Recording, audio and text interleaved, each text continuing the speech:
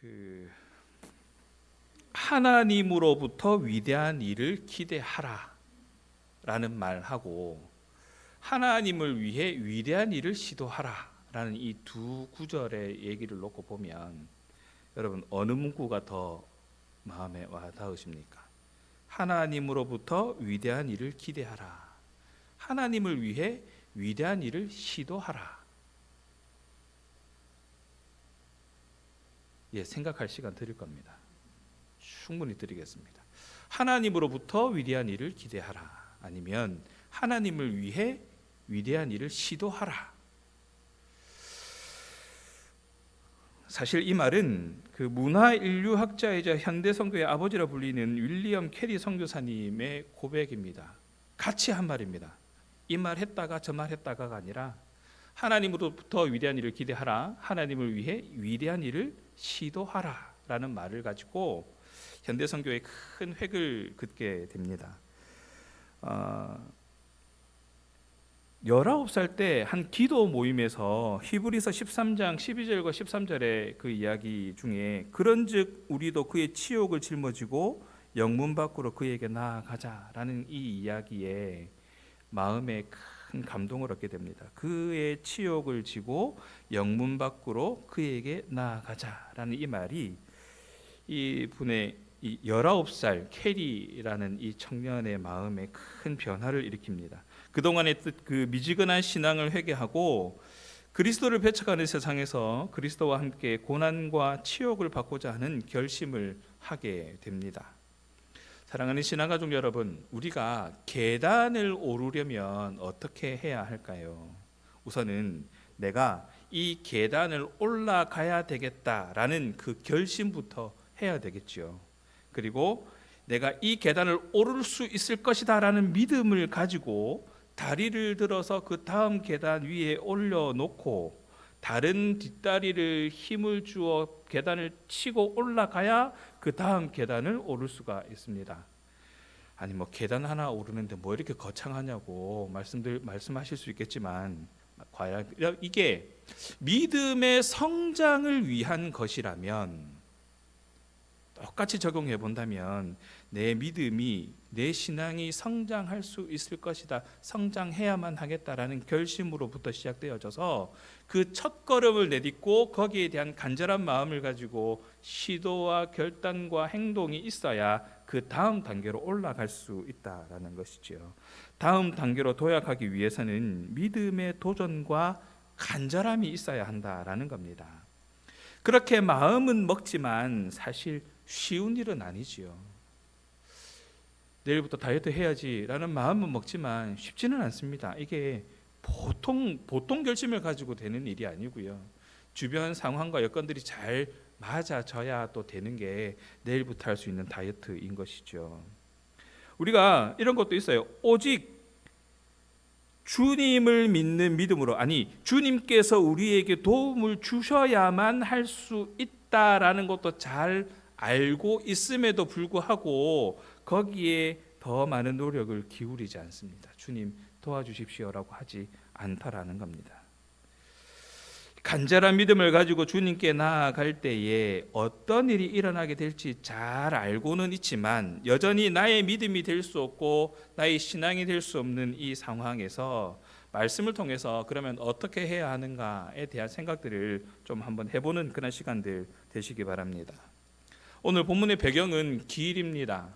잘 걸어갈 수 있는 길, 물론 잘 포장되어 있는 길인지는 잘 모르겠습니다. 그저 길입니다. 가이사랴 빌립보에서 예루살렘에까지 그 길에서 일어난 사건들을 마가는 이것저것 기록을 했거든요. 그 길에서 일어난 일들을 통해서 마가는 예수님을 따르는 제자라면 예수님이 따르는 제자란 어떤 사람인가라는 것을 보여주고 싶었던 것입니다. 그리고 이제 그 길의 끝에서 정말 믿음이란 이런 것이다라는 그 모범을 보이기 위해서 이제 마지막 이야기를 하고 있는 겁니다. 이렇게 신앙의 모범을 보일 만한 사람이라면 과연 그러면 어떤 사람인가? 당시 유대인 중에 존경받는 사람이거나 아니면 12 제자 중에 한 사람이거나 아니면 갈릴리에서부터 예수님을 따라다니던 그 수많은 무리들 중에 한 사람의 모습을 보고 이러한 믿음이, 이러한 신앙이 예수님의 제자다운 삶이다, 예수님의 제자라면 이렇게 살아야 한다라고 좋은 본보기로 내 보일 수 있겠지만 그런 사람이 아니었습니다. 마가복음 10장 46절에는 이렇게 기록합니다. 디메오의 아들인 맹인 거지 바디메오가 길가에 앉아 있더라. 그의 이야기로부터 시작되어집니다. 예수님이 여리고를 지나실 때에 그 길가를 지키고 있었던 사람은 맹인 바디메오였습니다. 앞이 보이지 않고 구걸하던 바디메오는 예수님께 부탁을 하기 위해서 큰 소리로 예수님을 부릅니다. 10장 47절과 48절을 보십시오. 나사렛 예수시란 말을 듣고 소리질러 이르되, 더욱 크게 소리질러 이르되 나를 불쌍히 여기소서. 그가 할 수 있는 것은 그저 소리 지르는 것밖에 없었습니다. 그리고 자기를 불쌍히 여겨달라고 얘기할 수밖에 없는 상황이었습니다.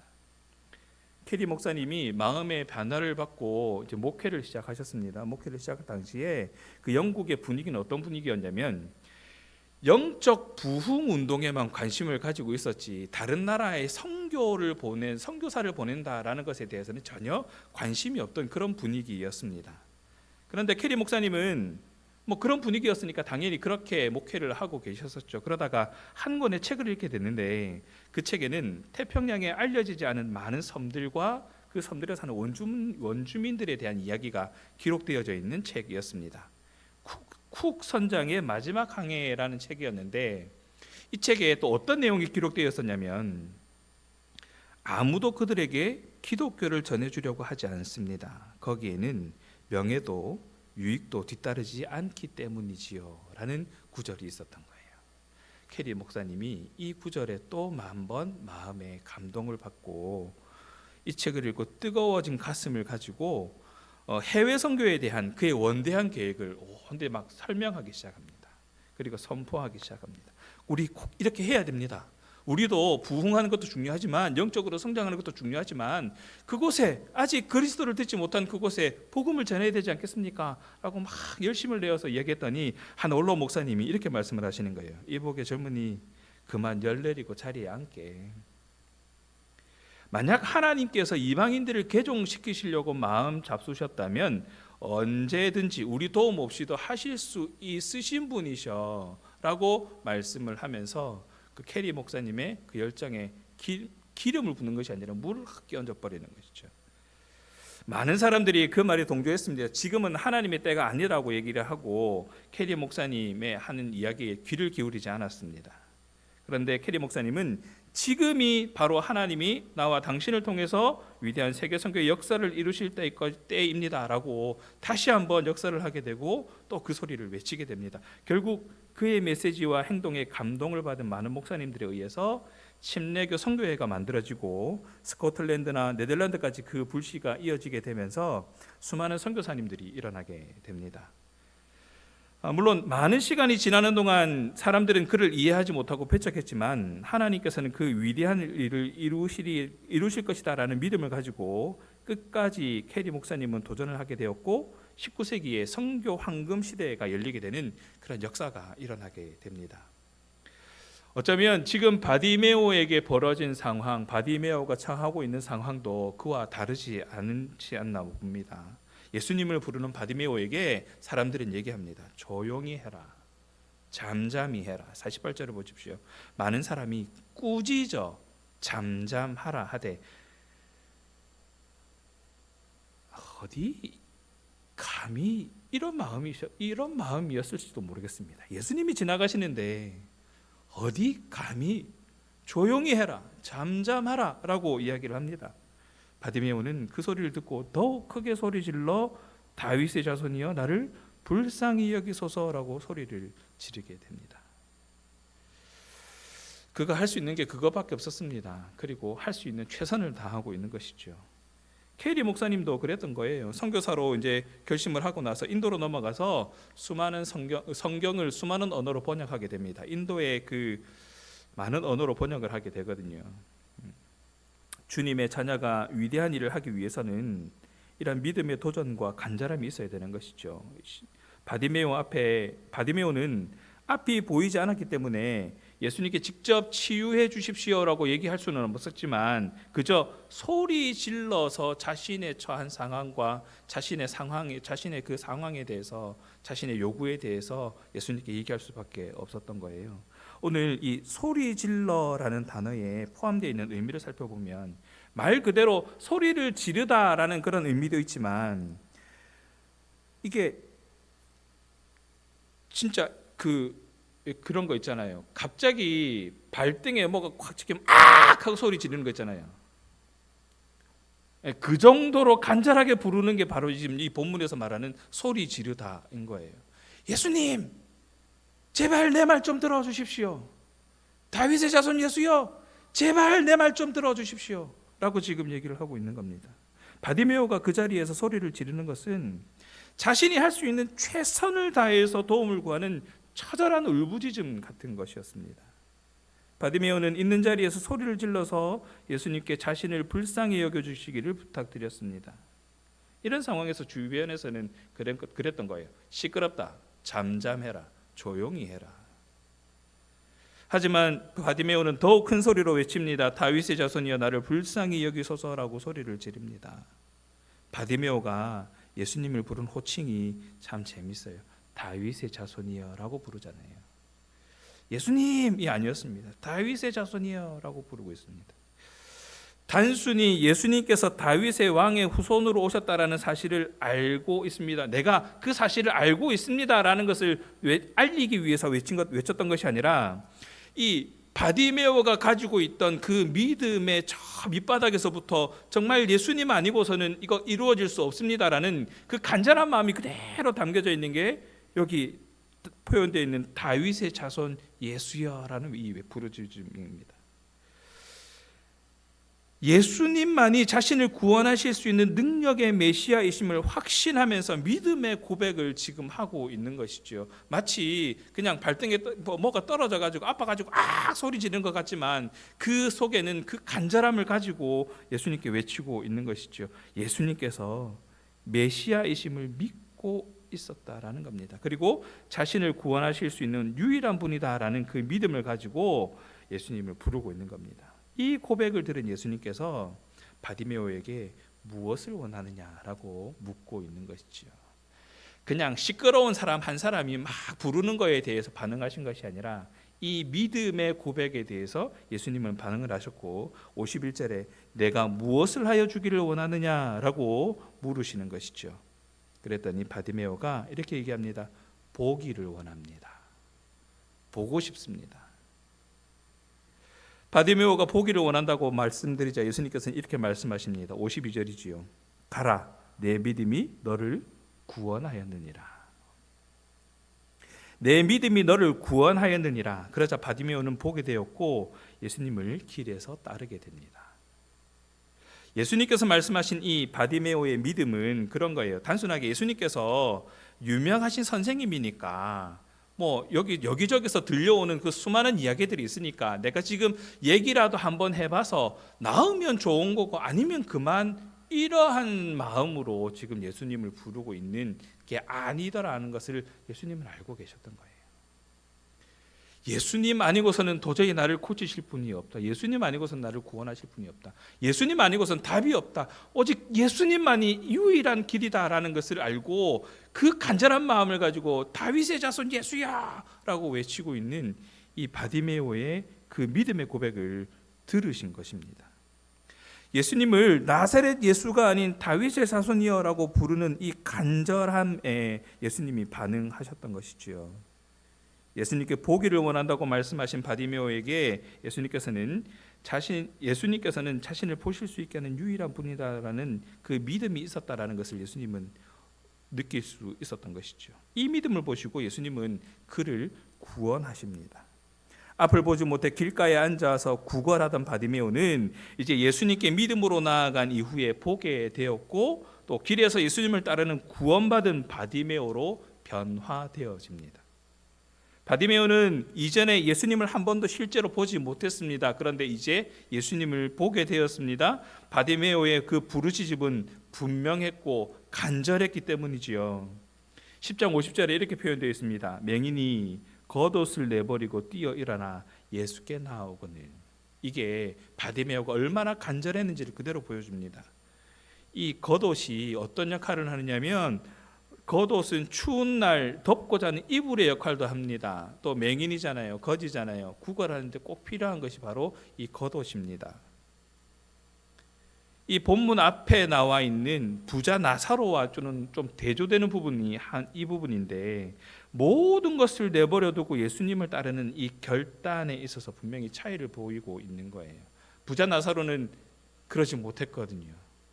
주춤주춤거렸거든요. 그런데 바디메오는 그저 자신의 모든 것을 다 내버려 놓고 예수님을 따르게 됩니다. 바디메오는 가진 게 그 겉옷 하나밖에 없으니까 그거 하나 포기하는 거 되게 쉽지 않겠습니까? 라고 생각할 수도 있겠죠. 그저 가진 게 없으니까, 이것밖에 없으니까 그 정도 포기하는 거는 뭐 별거 아니겠지라고 생각할 수도 있겠지만, 바디메오에게는 이 겉옷이 전부였습니다. 이 전부를 그냥 내버려 두는 것이지요. 움켜질 것이 없었기 때문이라기보다 지금 바디메오에게, 지금 나에게 가장 중요한 것은 이 겉옷이 아니라 예수님이다라는 그 믿음, 그 신뢰가 있었기 때문에 그저 따를 수 있었다라는 것이죠. 예수님 아니고서는 할 수 없다는 믿음이 그 영적 갈급함, 심령이 가난한 상태라고 표현할 수 있는 것이죠. 그런 마음이었기 때문에 예수님을 따를 수 있었던 것입니다. 다 버리지 않고는 예수님을 따를 수 없다라는 것을 알고 있었기 때문이죠. 누가복음 14장 26절에 보십시오. 무릇 내게 오는 자가 자기 부모와 처자와 형제와 자매와 더욱이 자기 목숨까지 미워하지 아니하면 능히 내 제자가 되지 못하고 라고 분명히 말씀하시지 않습니까? 다 버리지 못하고 여전히 움켜진 채 예수님을 따르려고 하는 자는 결국 부자 청년 나사로처럼 예수님을 떠나게 되어 있습니다. 예수님과 세상의 것 가지고 저울질하는 것이죠. 하나님 나라의 소망이 있다면 이 땅의 것을 미련을 둘 필요가 없는 것입니다. 라고 들어서는 알고 있지만 우리는 여전히 세상의 것을 바라볼 수밖에 없어요. 포기가 안 됩니다. 왜냐하면 그래도 살아야 되니까요. 그래도 우리는 세상 속에서 살아가는 사람들이잖아요. 살아가기 위해서 최소한 이 정도는 있어야 되는 거 아닙니까? 라고 이렇게 선을 그어 놓는 거예요. 이 정도까지는 괜찮겠지라고 생각을 하는 겁니다. 이 땅에서 열심히 살면서 소명을 다하면 그것만으로도 괜찮은 거 아닙니까? 나에게 주어진 일에 최선을 다해서 그것을 통해서 하나님 나라를 드러내는 것, 물론 좋지요. 그거 되게 칭찬받을 만한 일이기도 합니다. 그런데 가만히 생각해 보십시오. 세상은 우리에게 뭐라고 얘기합니까? 저 예수쟁이들은 지들 좋은 대로 하느라고 집안도 다 내팽개치고 주변 사람들이 어떻게 되든지 신경도 안 쓰더라 라고 보는 현실을 살아가는 우리에게, 아니면 지들끼리의 정의와 공의로 지들 좋은 대로만 한다라고 보는 현실 속에서, 아니면 빛과 소금의 맛을 잃어가고 있는 이 작금의 시대에 적어도 이 땅에서 발붙이고 사는 삶인데 할 만큼은 해야 되지 않습니까? 그래도 우리가 이만큼은 해야 되지 않습니까? 라고 말하는 것이 어쩌면 우리에게 당연해 보일 수도 있습니다. 세상의 것에 미련을 가진다라고 보기보다 그래도 이 정도는 해야지요 라고 적정한 선에서 타협하려고 하는 그런 우리의 믿음들을 볼 수 있다는 것입니다. 다만 세상의 것도 소유하고 하나님 나라도 소유하는 길이 있을 수 있지 않겠는가 하는 생각으로부터 우리는 벗어나야 됩니다. 절대 그럴 수가 없다라는 것이지요. 부자 청년이 그랬습니다. 바디메오 결단은 이 땅의 것에 미련을 두지 않았다는 것에 차이가 있습니다. 부자 청년은 이것도 좋고 이것도 좋고였습니다. 근데 바디메오는 아니었어요. 가진 게 없었기 때문에가 아니라 자기가 가진 모든 것을 다 내려놓고 예수님을 따르고 있다라는 겁니다. 예수님만 바라봤습니다. 마가복음에서 예수님이 이 믿음을 인정한 사람들이 몇 나오는데, 중풍병자를 앓고 있던 친구를 데리고 와서 지붕을 뚫고 내린 사람들에게 예수님은 그렇게 얘기합니다. 내 믿음이 너를 구원하였다. 혈루병을 앓았던 여인이 있습니다. 여인에게 예수님은 말씀하십니다. 내 믿음이 너를 구원하였다. 바디메오 역시 많은 사람들이 꾸짖어서 예수님께 나아갈 수 없는 상황이었습니다. 혈루병을 앓던 여인도 예수님께 직접 나아갈 수 없는 상황이어서 옷깃만 그저 만지는 정도였습니다. 예수님께 가까이 나갈 수가 없어서 지붕을 뚫고 친구를 내려놓으려고 하는 사람들, 이들에게는 공통점이 있었습니다. 많은 인파 때문에, 많은 방해물 때문에 예수님께 나아갈 수 없었다라는 것이죠. 그런데 그러한 상황에서 그 상황을 극복하기 위해서 바디메오는 소리를 질렀습니다. 중풍병자 친구들은 지붕을 뚫었습니다. 혈루병 앓던 여인은 그 옷깃이라도 만지기 위해서 애를 썼습니다. 바디메오가 할 수 있었던 것은 그저 불쌍히 여겨달라는 외침뿐이었던 것이죠. 그러나 간절했습니다. 마음을 다했습니다. 진심을 다했습니다. 바디메오의 이 간절한 외침에 우리가 생각해 봐야 될 것은 이런 거예요. 간절한 소망에 대해서 밤낮으로 부르짖고 있는 것이 과연 예수님께 얻기 위한 것이냐, 아니면 예수님을 따르기 위한 것이냐라는 겁니다. 다들 기도하시잖아요. 다들 하나님께 구하잖아요. 하나님 주십시오. 이거 주십시오. 물론 중요합니다. 그러나 그것이 예수님께 얻기 위한 것입니까? 아니면 예수님을 따르기 위한 것입니까? 자막 나와야 되는데.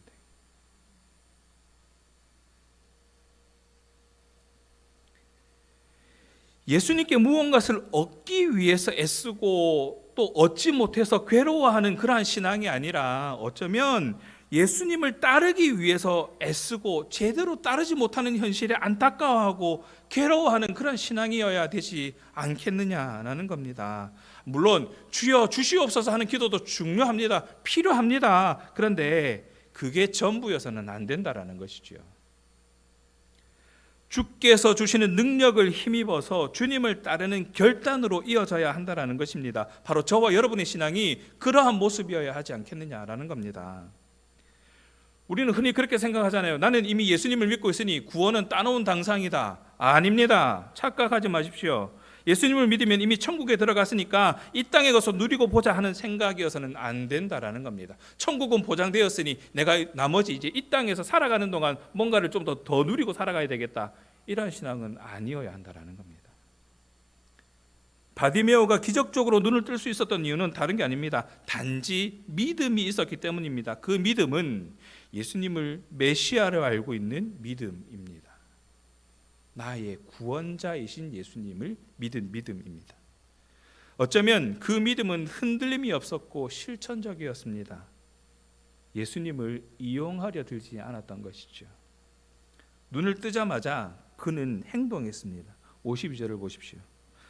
내 믿음이 너를 구원하였느니라 하시니, 그의 반응은 이겁니다. 곧 보게 되어 예수를 길에서 따르니라.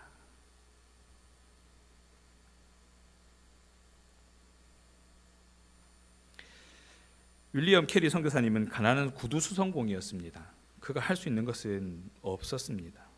그다지 많지 않았습니다. 친구들과 논쟁하다가 하나님의 구원을 깨닫게 되고 세례를 받았던 그 어린 시절이 있었습니다. 그리고 목사가 되고 한 권의 책을 통해서 인도를 위해 전적으로 헌신하게 되는 그런 삶의 변화를 일으키게 됩니다. 성경을 인도의 여러 방언으로 번역하면서 복음을 전파하고 학교도 세웁니다.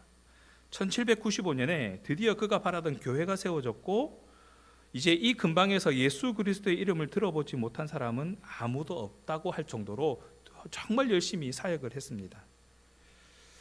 하지만 그는 쉬지 않고 복음을 전파했지만 7년에 가까운 세월 동안 단 한 명의 영혼도 개종시키지 못했습니다. 심지어 이 기간 동안에 5살 난 아들도 잃게 되고 아내마저 잃었었습니다. 그럼에도 그는 하나님으로부터의 위대한 것을 기대하면서 거처를 세람포로 옮겨서 남은 34년의 생애를 보내게 됩니다. 총 44여 개의 언어로 신약 성경과 쪽복음을 번역 출판하면서 언어학자로서의 명성을 얻게 되기도 하고요. 25년이 지난 1818년 무렵에는 그가 세례준 약 600명하고 수천 명의 교인들이 함께 예배에 참석하게 되는 일이 일어나게 됩니다. 1819년에는 교회 지도자와 복음 전파자들을 양성하기 위해서 세람포 대학을 세우는 큰 업적을 이루기도 하고요. 그의 관심은 인도 야생식물에까지 확대되어서 대식물학자라는 평도 받게 됩니다. 그가 73세 되던 1834년 6월 9일에 이 벌레 같은 쓸데없는 이 몸은 주님의 품에 안깁니다 라는 마지막 말을 남기고 조용히 눈을 감게 됩니다. 캐리성 목사님은 정식적으로 교육을 받은 적이 없을 뿐만 아니라 어떤 지위도 영향력도 없는 구두 수성공에 지나지 않았습니다. 그러나 그가 현대 선교의 아버지라는 명칭과 함께 식물학자, 언어학자로 인정받게 된 이 놀라운 원동력은 평범하지만 확실한 대답 속에서 찾을 수가 있습니다. 대부분의 사람들은 시도만 한다면 어떤 일도 이룰 수 있다는 이 사실을 알지 못하고 있습니다. 그렇기 때문에 앞으로 나아가려는 시도는커녕 자기가 맡은 일조차 꾸준하게 하지 못하는 것입니다. 그는 하나님으로부터 위대한 것을 기대하는 꿈을 가졌고 또 하나님을 위해 그 꿈을 달성하려고 시도하는 삶을 살았으며 마침내 그 위대한 꿈을 이룬 평범한 사람이었다라고 기록을 합니다. 길가에 앉아서 구걸하던 맹인 바디메오는 예수님께 간절한 믿음으로 나아갑니다. 앞을 보게 된 그는 구원받고 예수님을 따르는 자로 변화됩니다. 믿음으로 주님께 나아간다는 것은 모든 것을 내려놓고 주님께 달려가는 것을 말하는 것이고 올바른 믿음을 가지고 주님께 간절히 구하는 것을 말합니다. 주님의 자녀된 모든 자들이 이와 같은 믿음을 가지고 주님께 나아가야 합니다 라는 이 당연한 말이 저와 여러분의 고백이 되어지기를 간절히 소원합니다. 들어서 알고 있다가 아니라 그것이 나의 고백이 되어지기를 간절히 바랍니다. 주님께서는 이처럼 믿음으로 간구하는 자녀들의 간절함을 들으시고 필요한 은혜를 베푸신다라는 것을 우리는 잘 알고 있습니다. 그런데 과연 얼마만큼 구하고 있습니까? 주님께서는 내 삶 가운데 있는 모든 기도 제목을 아시고 작은 신음에도 응답하시는 분이심을 기억하시기 바랍니다. 그래서 날마다 주님을 붙들고 살아가면서 주님께 간절한 믿음으로 나아가는 그런 저와 여러분 되기를 주님의 이름으로 소원합니다.